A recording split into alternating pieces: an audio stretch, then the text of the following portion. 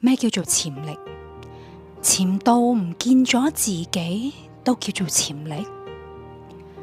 今日搭巴士返屋企，坐喺車尾，靜靜咁望住窗外嘅霓虹燈閃下閃下，腦入邊突然之間彈出咗一句：我潛得夠耐未？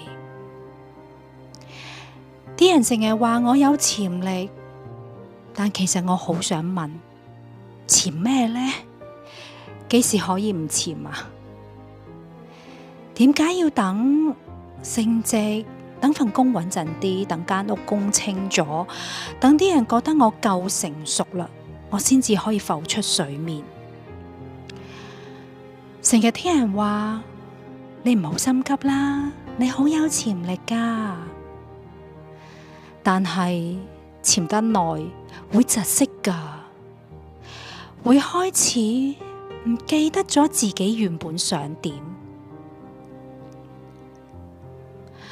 有時唔係唔想捱啊，係唔想再為啲根本唔啱自己嘅嘢夾硬去捱。啲人話而家嘅年輕人唔捱得，我真係好想反問，咩叫捱得啊？唔啱嘅都堅持落去，就係叫做捱得？撳住情緒唔出聲，就係叫做成熟嘅成年人？被老細睇唔起，同事踩喺頭上面，屋企人唔明白都唔出聲，先至叫做堅強？如果我選擇離開一份唔啱嘅工，就係代表唔捱得？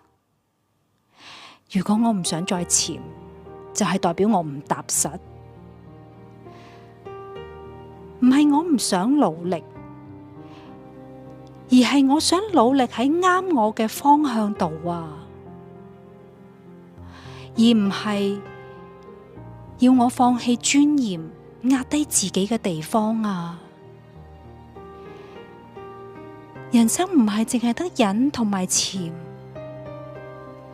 我想趁仲有勇氣去衝，去發光，去發亮啊，而唔係一直喺嗰個叫做潛力嘅名義下，冇人知，冇人聽，冇人問。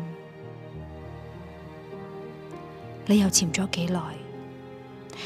你又認唔認同捱得唔代表要死撐？